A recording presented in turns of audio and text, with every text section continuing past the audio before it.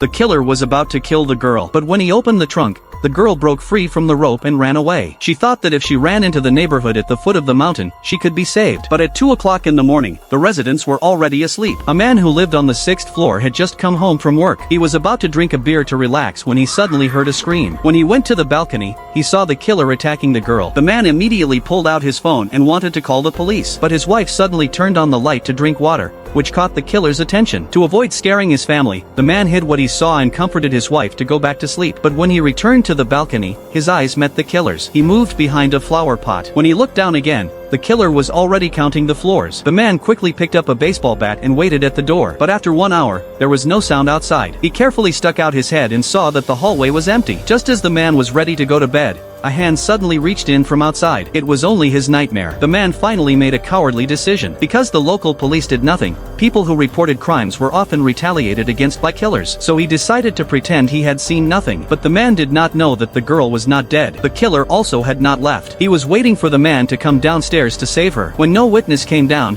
the killer killed her. After that, the man began a life of fear. First, he received strange phone calls. Then, his dog disappeared. The man went downstairs to search, while the killer was watching him. A detective found through surveillance that 3 people had used the elevator during the time of the crime. They were a woman from the 4th floor, a man from the 6th floor, and a fool. At that time, the man was on his way home. He felt that someone was following him. He knew the person might be the killer and quickly walked faster. Just as the killer was about to cause a car accident, the detective met the man. Facing the detective's questions and the killer's eyes, the man lied and said he was drunk that night. The detective felt he was lying, but then a colleague called, and the killer was caught. But it was only a scapegoat that the police had arrested to take credit. The man also realized that the person in the news was not the real killer. Then the woman from the 4th floor came to him. She also knew the police had caught the wrong person, and the killer was following her. The fool was already dead, so she wanted to call the police together with the man. The man refused. But as soon as the woman entered the elevator, the killer entered too. At the same time, the man found the woman's phone at his door. He wanted to return it, but he found that her door was not closed. The man looked inside and saw that the woman had become a corpse. At that moment, a phone call came in.